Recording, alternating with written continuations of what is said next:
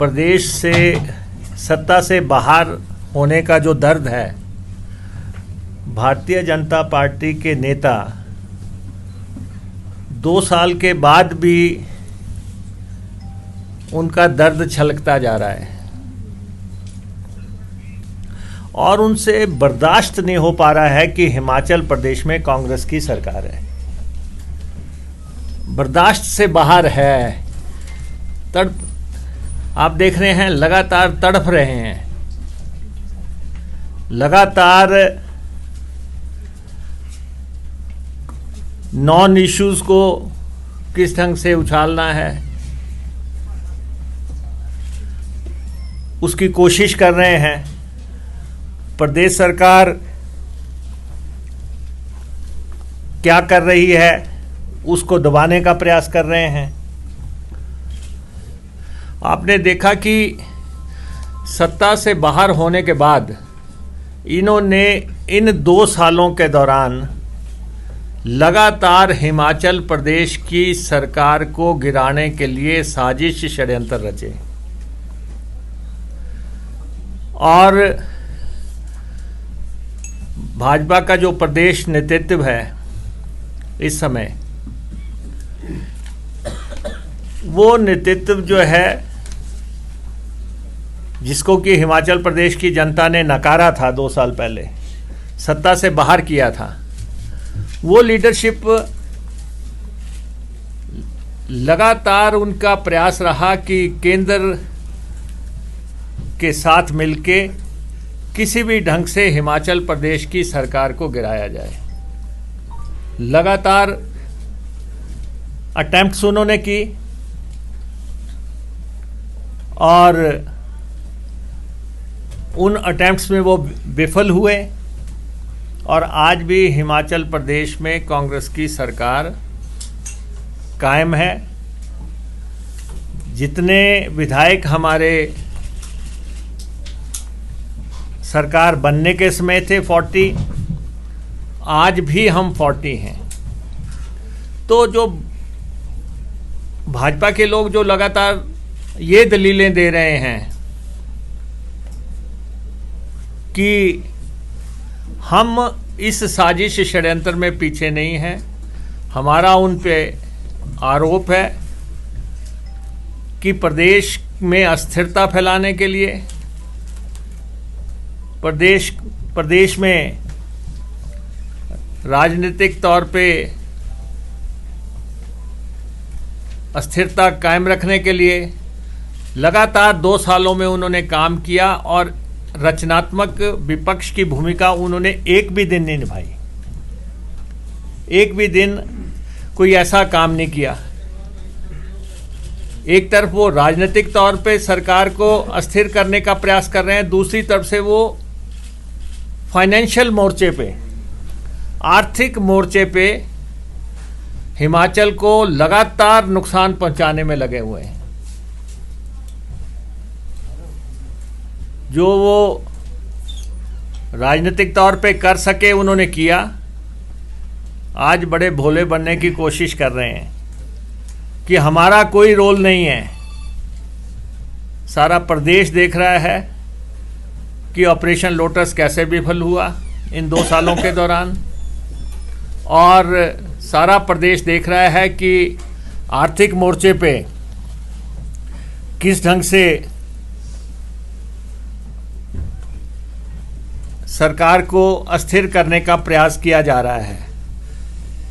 आर्थिक तौर पे जो भी केंद्र से मददें आनी हैं उसको किस ढंग से जाके ये रुकवाने की कोशिश कर रहे हैं। लगातार दिल्ली जा रहे हैं, दिल्ली जाके वहाँ पे इनका प्रयास चल रहा है कि जो हिमाचल को जो उसका हिस्सा मिलना है, जो हक मिलना है, उसको किसी भी ढंग से रोका जाए।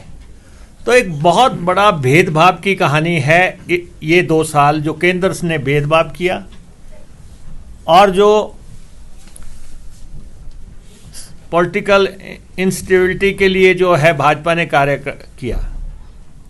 और हालांकि भाजपा इसमें आपको पता प्रदेश में बड़े गुटों में बंट गई है। वैसे तो खुद ही इनके गृह युद्ध चल रहा है। और एक तो है, एक वो लोग हैं जो अपने को क्लेम करते हैं भाजपा ओरिजिनल, भाजपा ओ, वो कहते हैं कि हम भाजपा ओरिजिनल हैं। एक वो मानते हैं कि भाजपा सी, भाजपा कांग्रेस है। और आप इनके बयान देखो, जो भाजपा सी वाले बयान देते हैं, भाजपा ओ वाले कहते हैं कि ये इनकी अपनी राय है, ये पार्टी की राय नहीं है। इसका मतलब भाजपा जो सी बनी है, जो कांग्रेस से लोग गए हैं, उनको वो दिल से पचा नहीं पा रहे हैं, मान नहीं रहे हैं। और जो उनके पुराने लीडर हैं वो लगातार बयान दे रहे हैं, जब भी कोई बात आती है तो वो कहते हैं कि ये इनकी व्यक्तिगत राय है। तो ये युद्ध आगे को और बढ़ेगा। सरकार तो अपना काम करती रहेगी, लेकिन इनकी लड़ाइयाँ चलती रहेंगी। और हमें इस बात से हैरानी है कि भाजपा के 7 सांसद हैं, भाजपा के 7 सांसद हैं, 4 लोकसभा में हैं, 3 राज्यसभा में हैं। कोई भी व्यक्ति जो है, जो हिमाचल के हितों की लड़ाई है, उसकी जो है कोई बात दिल्ली में रखने को तैयार नहीं है। औहदे तो आते जाते रहते हैं, लेकिन प्रदेश सर्वोच्च है, प्रदेश सबसे ऊपर है। लेकिन 7 के 7 एमपी होने के बावजूद जो हिमाचल के साथ सलूक किया जा रहा है, उसमें इनकी भूमिका, और साथ में नेता प्रतिपक्ष और बीजेपी के पार्टी प्रेसिडेंट जो हैं, उनका संघर्ष तो सामने ही है। लेकिन ये सब लोग मिलके लगातार हिमाचल के खिलाफ काम कर रहे हैं। आप देखें कि सरकार बनी, अब ये आपका भी सहयोग लेते हैं समय समय पे, कभी आप हमसे खफा हो जाते हैं तो आपसे भी सहयोग लेते हैं। तो जो हमारे बड़े बड़े इश्यूज हैं सरकार की, आप देखें कि जो तो पहले ऑपरेशन लोटस हुआ, ऑपरेशन लोटस में जो 9 लोग इनके साथ गए जाए, ये इन्होंने उनका साथ लिया, वो तो एक अलग कहानी है। लेकिन जो बीजेपी कह रही है कि हम इसमें शामिल नहीं हैं, तो जो सीपीएस का केस था, चीफ पार्लियामेंट्री सेक्रेटरी का केस था, जो अदालत में किया गया, उसके जो है पिटिशनर कौन थे? वो तो सब भाजपा ही थे, और वो लोग थे जो पहले सीपीएस रहे हैं। नैतिकता का तकाजा होता है कि जिस ओहदे पे रहे हैं उन ओहदों के खिलाफ पिटीशन ना की जाए, लेकिन उन्होंने उन ओहदों पे भी की और बिल्कुल स्पष्ट थे पिटिशनर। तो इसलिए उसके बाद कोशिश कर रहे थे कि हम एमएलएस को अनसीट करवाए जाएं, और उनको हम ये बता देना चाहते हैं कि हमारे किसी व्यक्ति पे आंच आएगी तो आंच तुम्हें भी साथ लेके जाएगी। ये मत सोचना कि आप जो हैं कोई हमला हम पे करेंगे, और लगातार आप विपक्ष की भूमिका नहीं निभा रहे हैं, और चोर दरवाजे से, शॉर्टकट से आप सत्ता हासिल करना चाहते हैं, और ये सत्ता किसी भी हालत में आपको नहीं मिलने वाली है। आप देखें कि गारंटियों की बात आती है, हमने ओल्ड पेंशन स्कीम देने का ऐलान किया प्रदेश के कर्मचारियों को, और ओपीएस हमने उस समय लागू की जब केंद्र ने यह कह दिया था कि हम ओपीएस नहीं देंगे। प्रधानमंत्री जी ने भी यह कह दिया था कि ओपीएस लागू नहीं की जा सकती। ओपीएस बंद किसने की थी? श्रद्धेय अटल बिहारी वाजपेयी जी ने बंद की थी, उनके समय में जो है पेंशन बंद हुई। इन्होंने इनकार किया। हमने हिमाचल प्रदेश में ओपीएस लागू की और आप देखें कि ओपीएस लागू करने का हमें इतना बड़ा खमियाजा भुगतना पड़ा कि 2000 करोड़ रुपए का कट जो है इन्होंने हमारे पर लगा दिया। 2000 करोड़ रुपए इन्होंने कहा आप तो ओपीएस दे सकते हैं, तो आपको हम ये राशि नहीं देंगे। आप देखें कि राज्य को आर्थिक तौर पे सलूक कैसे किया जा रहा है। और जब डिजास्टर के पैसे देने की बात आई, एक तो हमें पैसा दिया नहीं, हमारा पैसा दिया नहीं, ओपीएस का भी पैसा जो 9000 करोड़ रुपया दिल्ली में पड़ा है वो कह रहे हैं कि हम नहीं देंगे। डिजास्टर का जो हमें पैसा आना था वो हमें नहीं दिया, जबकि इतना बड़ा डिजास्टर हुआ। और बाद में ये कह रहे हैं कि बाकी राज्यों में जहां डिजास्टर हुआ उनको ग्रांट मिलेगी और आपको वर्ल्ड बैंक का लोन मिलेंगे, आप स्कीम स्पेसिफिक आपको मिलेगा। अब तो केंद्र ने और कर दिया कि आपको सीधा पैसा नहीं मिलेगा, आपको स्कीम स्पेसिफिक मिलेगा। हिमाचल का रास्ता रोकने के लिए भाखड़ा ब्यास का जो बीबीएमपी का हमारा 5000 करोड़ के आसपास जो पैसा मिलना है, भारत सरकार अगर दखल दे तो सुबह वो राशि हमें मिल जाए। कब से सुप्रीम कोर्ट का अवार्ड आया हुआ है, वो राशि हमें प्राप्त नहीं हो रही है। और शानन प्रोजेक्ट हमारा है, हमारी धरती पे है, इसके बावजूद केंद्रीय मंत्री यहां पे आए, कहते हम दखल नहीं देंगे। और अभी टूरिज्म प्रोजेक्ट की अनाउंसमेंट हुई पूरे देश के लिए, हिमाचल को जो है उसमें से पूरी तरह साफ कर दिया गया। और एक्सटर्नल एडिड प्रोजेक्ट्स जो हैं उस पे जो है कैप लगा दी गई। विदेश की फंडिंग जो आनी है, जो हमें देने के लिए तैयार हैं, वहां पे भी आपने कैपिंग लगा दी, ताकि हम जो है कोई भी पैसा अगर केंद्र से ना आए तो हम जो है फॉरेन फंडिंग भी हासिल ना कर सकें। उस पे भी इन्होंने हमारे, और रेवेन्यू डेफिसिट ग्रांट जो है वो लगातार गिरती जा रही है।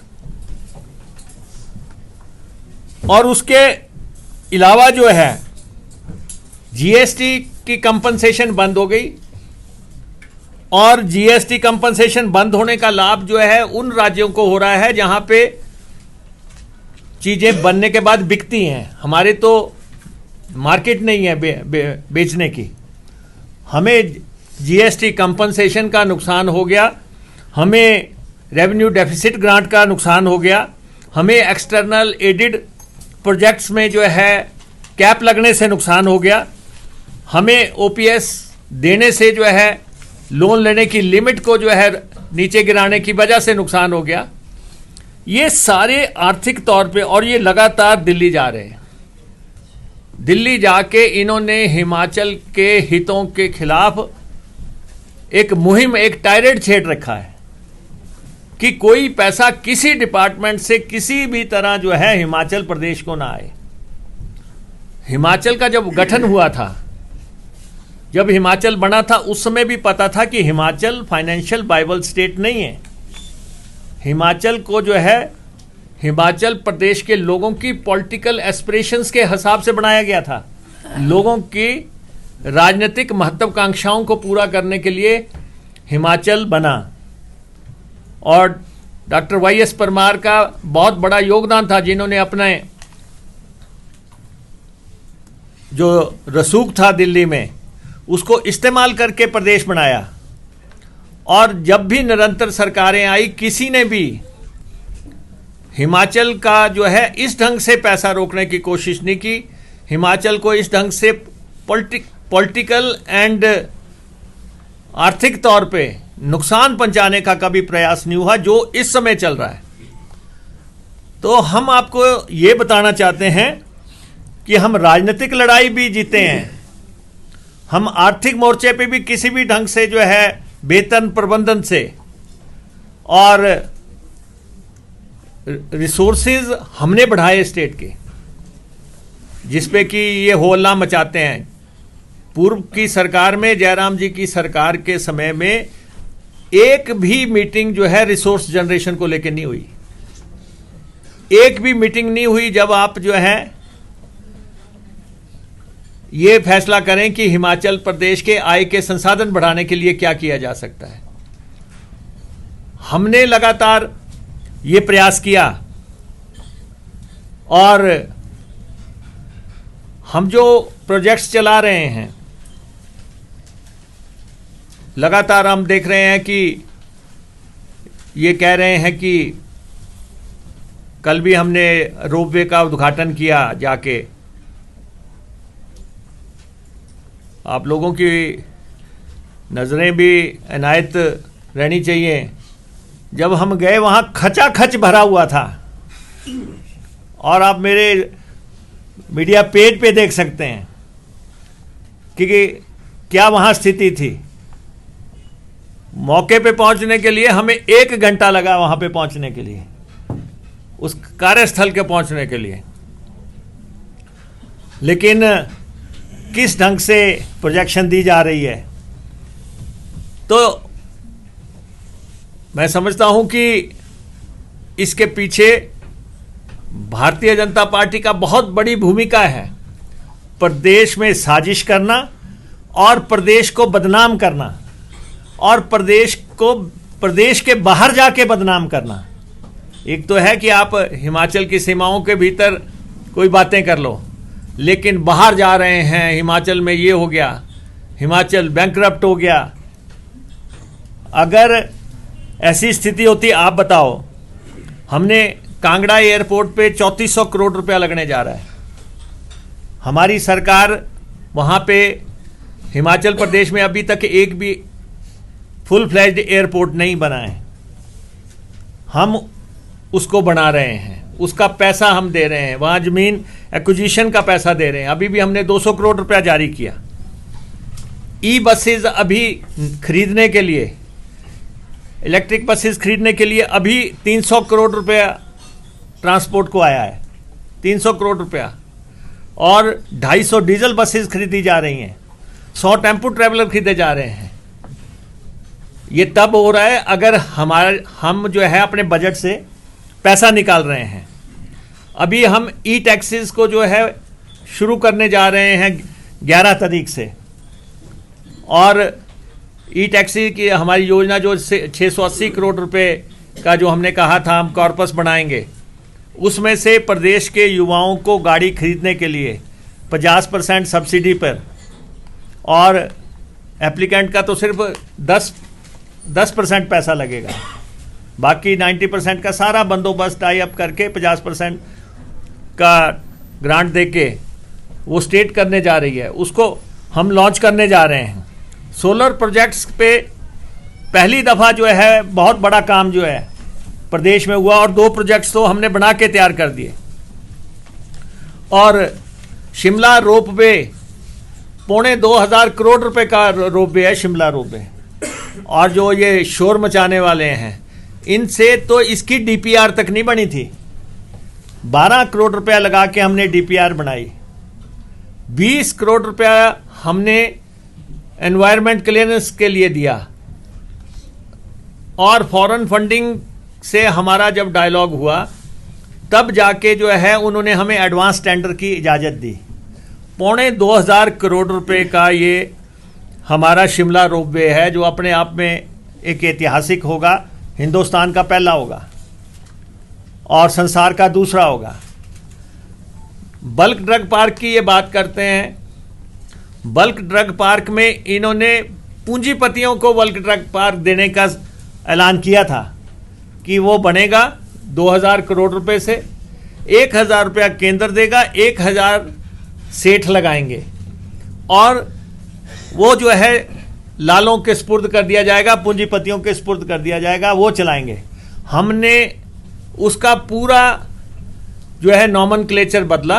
हमने कहा कि 1,000 करोड़ केंद्र लगाएगा, 1,000 करोड़ हिमाचल प्रदेश की सरकार देगी। सरकार में अगर वित्तीय क्षमता थी तभी 1000 करोड़ रुपए देने का फैसला किया गया। और आज भी बल्क ड्रग के बारे में न्यूज़ आई हैं। मैं बता देना चाहता हूं, बल्क ड्रग पार्क का पानी का 100 करोड़ का काम पूरा हो चुका है।